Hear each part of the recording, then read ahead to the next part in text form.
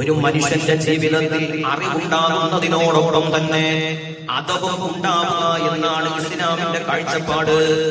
അറിവുണ്ടാകുന്നത് പോലെ തന്നെ അദബും ഉണ്ടായിരിക്കണം. രണ്ടും സമാസമം വളർന്നുകൊണ്ടിരിക്കണം. എങ്കിൽ അവൻ മഹത്വമായ പദവിയിലേക്ക് ഉയരുന്നതാണ്.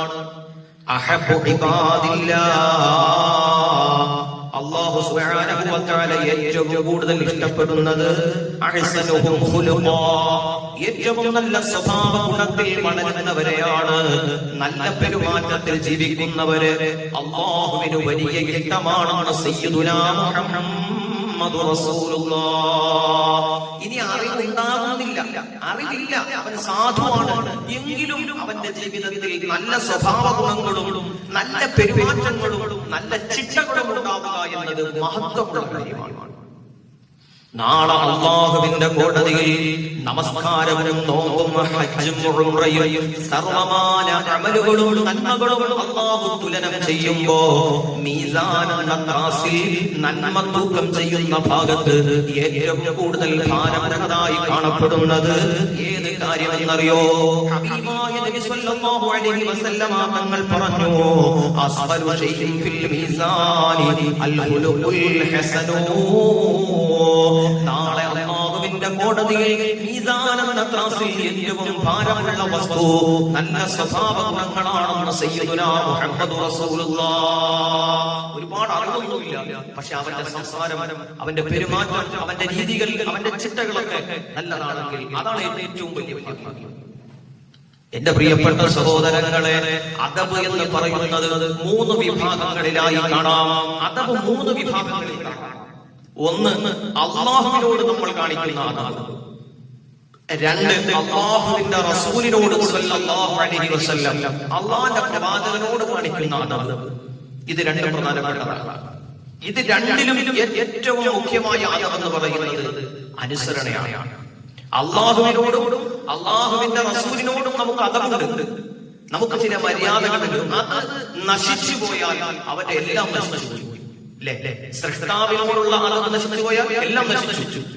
ആ സൃഷ്ടാവിന്റെ ഭാഗത്ത് നിന്ന് കൽപ്പനകളുമായി വന്ന ലോകത്തുള്ള മുഴുവൻ വിശ്വാസികളും അനുസരിക്കൽ ബാധ്യതയായ അവന്റെ പ്രവാചകനോടുള്ള നമുക്കുള്ള മര്യാദയും ഏറ്റവും പ്രധാനപ്പെട്ടത് ഏതാണ്? അത് അനുസരണയാണ്. പരിശുദ്ധമായ കിതാബുകളിൽ കാണാം അനുസരണ.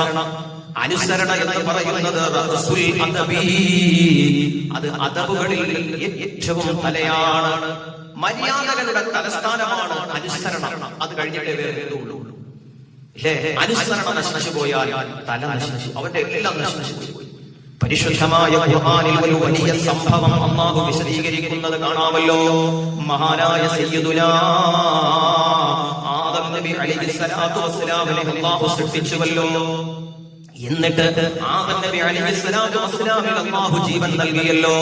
എന്നിട്ട് അല്ലാഹു തആല മലക്കുകളോട് പറഞ്ഞുവല്ലോ, വഇദ് ഖുൽനാ ലിൽ മലായികതി ഇസ്ജുദൂ ലി ആദമ. ആദമിന്റെ മുമ്പിൽ ബഹുമാനാർത്ഥം ആദമിനോടുള്ള ആദരവിന്റെ സൂചകം നിങ്ങൾ സുജൂദ് ചെയ്യാൻ അല്ലാഹു മലക്കുകളോട് കൽപ്പിച്ചു. ഫസജദൂ, അല്ലാഹുവിന്റെ കൽപ്പന വന്ന ഉടനെ മലക്കുകളെല്ലാം അനുസരിക്കുകയുണ്ടായി.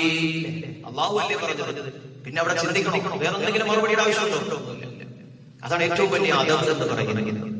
പക്ഷേ അല്ലാഹുവിന്റെ വിശുദ്ധമായ ഖുർആൻ ലോകത്തോട് പരിചയപ്പെടുത്തി, ഇല്ലാ ഇബ്ലീസ, ഇബ്ലീസ് ഒഴികെ, അബാ വസ്തക്ബറ വകാന മിനൽ കാഫിരീൻ. ഇബ്ലീസ് അല്ലാഹുവിന്റെ കൽപ്പന അനുസരിച്ചില്ല എന്ന് മാത്രമല്ല, അവൻ അഹങ്കാരത്തിന്റെ വർത്തമാനം പറയുകയും ചെയ്തു. അതൊരു മര്യാദയാണ്. നമ്മളോട് നമ്മുടെ ഉടമ ദീനിന് നിരക്കുന്ന കാര്യം വാപ്പ പറഞ്ഞാൽ, ഉസ്താദുമാര് പറഞ്ഞാൽ, നമ്മൾ അനുസരിക്കേണ്ട ഗുരുനാഥന്മാർ, പണ്ഡിതന്മാർ നമ്മളോട് ഒരു കാര്യം പറഞ്ഞാൽ, ദീനൊരു കാര്യം പറഞ്ഞാൽ നമ്മൾ അതിനെ ചോദ്യം ചെയ്യരുത്. ഇന്ന് ചില ആളുകൾക്ക് അങ്ങനെ ചില സ്വഭാവം, ഞാൻ എന്തോ വലിയ പദവിയിലെത്തി, എനിക്കിതൊക്കെ അറിയാം. എടോ, എല്ലാ കാര്യവും നമുക്ക് അറിയണമെന്നില്ല, എല്ലാ കാര്യവും നമ്മൾ അറിയണമെന്നുമില്ല. അതിലൊക്കെ രഹസ്യങ്ങളുണ്ടാവും. കണ്ടില്ലേ, പരിശുദ്ധമായ ഖുർആൻ പറഞ്ഞു, ആരാണ് ഇബ്ലീസ് എന്ന് ചിന്തിക്കണം. ഈ സംഭവം നടക്കുന്ന നേരം ഇബ്ലീസ് ഉന്നതമായ പദവിയിലാണ്. അല്ലാഹു അവന് വലിയ പവർ കൊടുത്തിട്ടുണ്ട്, വലിയ സ്ഥാനം കൊടുത്തിട്ടുണ്ട്, സ്വർഗ്ഗത്തിന്റെ ഉന്നതമായ പദവി നൽകിയിട്ടുണ്ട്, അല്ലാഹുവേ ഇൽമു കൊടുത്തിട്ടുണ്ട്. എല്ലാ അനുഗ്രഹങ്ങളും ഇബ്ലീസിന് അല്ലാഹു കൊടുക്കുന്ന നേരത്താണ് ഈ സംഭവം നടക്കുന്നത്. ഇല്ലാ ഇബ്ലീസ വഅബാ വസ്തക്ബറ വകാന മിനൽ കാഫിരീൻ. അവസാനം അദബ് നശിച്ചു പോയില്ലേ, പടച്ചവന്റെ മുന്നിൽ അനുസരണം നശിച്ചു പോയില്ലേ. ആ ഒരൊറ്റ കാരണം കൊണ്ട് അല്ലാഹു സുബ്ഹാനഹു വ തആല അവന് നൽകിയ സകലമായ അനുഗ്രഹങ്ങളും നശിപ്പിച്ചു കളഞ്ഞു. അല്ലാഹു എല്ലാ അനുഗ്രഹങ്ങളിൽ നിന്നും അവനെ ആട്ടിയോടിക്കപ്പെട്ടു. ഈ സംഭവം നമ്മളോട് പറയുന്ന ഒരു കാര്യമുണ്ട് എന്റെ പ്രിയപ്പെട്ടവരെ. അറിവുണ്ടോ എന്നതല്ല, ജീവിതത്തിൽ എത്ര അറിവുണ്ട് എന്നതല്ല, ഏറ്റവും കൂടുതൽ ഒരു മനുഷ്യന് വേണ്ടത് അതമാണ്, മര്യാദയാണ്, ചിട്ടയാണ്, ബഹുമാനമാണ്. അതുകൊണ്ടാണ് അള്ളാഹുവിനോടും റസൂലിനോടുമുള്ള അദബുകളിൽ പ്രഥമ സ്ഥാനം അനുസരണയ്ക്കാണ്. അള്ളാഹുവിനോടുള്ള മര്യാദകൾ എത്രയുണ്ട്?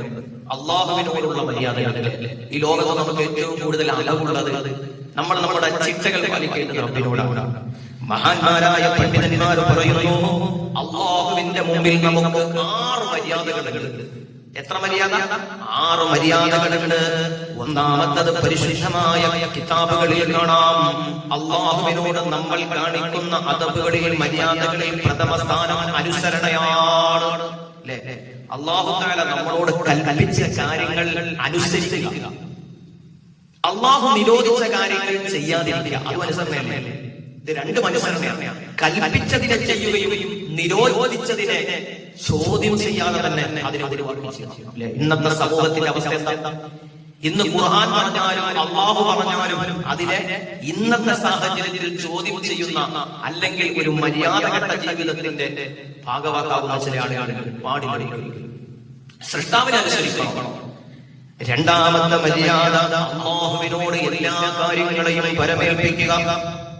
അല്ലാഹുവിനോട് സർവ്വതും പരമേൽപ്പിക്കുക. എന്ത് കാര്യം ജീവിതത്തിലുണ്ടെങ്കിലും തവക്കൽതു അലല്ലാഹ്, ഞാൻ എന്റെ റബ്ബിൽ ഏൽപ്പിച്ചിരിക്കുന്നു, അതൊരു മര്യാദയാണ്. മൂന്നാമത്തെ മര്യാദ അതാണ്, അല്ലാഹു സുബ്ഹാനഹു വ തആല നമുക്ക് ചെയ്തു തന്ന അനുഗ്രഹങ്ങൾക്ക് നന്ദി പറയലാണ്. അൽഹംദുലില്ലാഹ്. റസൂലേ, ഏത് പരീക്ഷണം വന്നാലും ഏത് അനുഗ്രഹം വന്നാലും അല്ലാഹുവിനോട് നന്ദി ചെയ്യുക. അത് റബ്ബിനോട് അവന്റെ സൃഷ്ടി ചെയ്യുന്ന വലിയൊരു മര്യാദയാണ്. പിന്നെയോ നാലാമത്തെ മര്യാദയായി കിതാബുകളിൽ കാണാം, അല്ലാഹു നൽകുന്ന പ്രതിഫലങ്ങളെ കൊതിക്കുകയും പടച്ചവന്റെ ശിക്ഷയോട് ഭയമുണ്ടാവുകയും ചെയ്യുക. പ്രതിഫലം കിട്ടാൻ വേണ്ടി നമ്മൾ കൊതിക്കണം. നമ്മൾ നമസ്കരിക്കുമ്പോ പടച്ചോനെ, ഞാൻ നേരത്തെ നമസ്കരിച്ചാൽ എനിക്ക് തോനെ പ്രതിഫലം കിട്ടുമല്ലോ, എനിക്ക് അതാണ് വേണ്ടത്. ഞാൻ ദിക്ർ ചൊല്ലിയാൽ എനിക്ക് തോനെ കൂലി കിട്ടുമല്ലോ.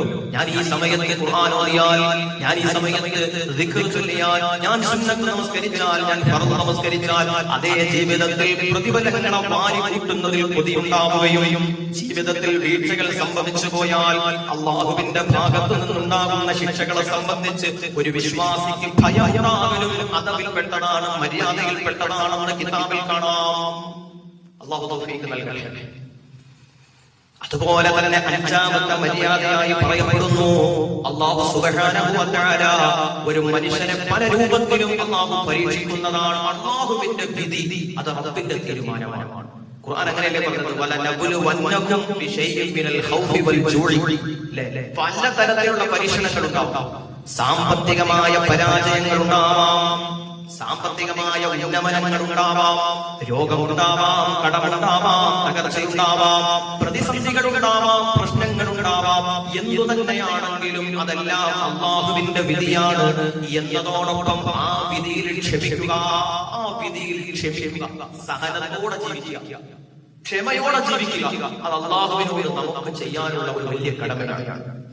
ആറാമത്തെ മര്യാദയായി കിതാബുകളിൽ പറയുന്നു, പ്രിയപ്പെട്ട സഹോദരങ്ങളെ, നിരന്തരം അല്ലാഹുവിനോട് പ്രാർത്ഥിക്കുക, നിരന്തരം അല്ലാഹുവിനോട് പ്രാർത്ഥിക്കുകയും അതോടൊപ്പം ഒരു സൃഷ്ടാവിനോട് തന്റെ പാപങ്ങൾ പുറത്തു തരണേ എന്ന് അപേക്ഷിക്കുകയും ചെയ്യൽ, അത് പ്രധാനപ്പെട്ട ഒരു മര്യാദയാണ്.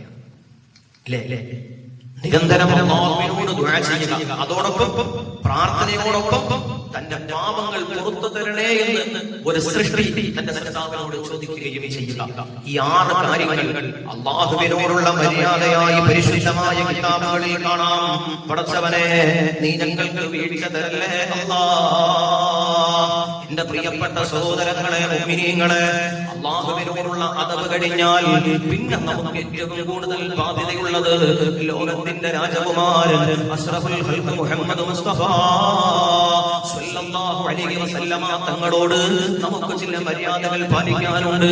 പടച്ചവനെ, പരിശുദ്ധമായ ഖുർആൻ പറയുന്നത് കണ്ടോ, ഇൻ കുന്തും തുഹിബ്ബൂനല്ലാഹ ഫത്തബിഊനി.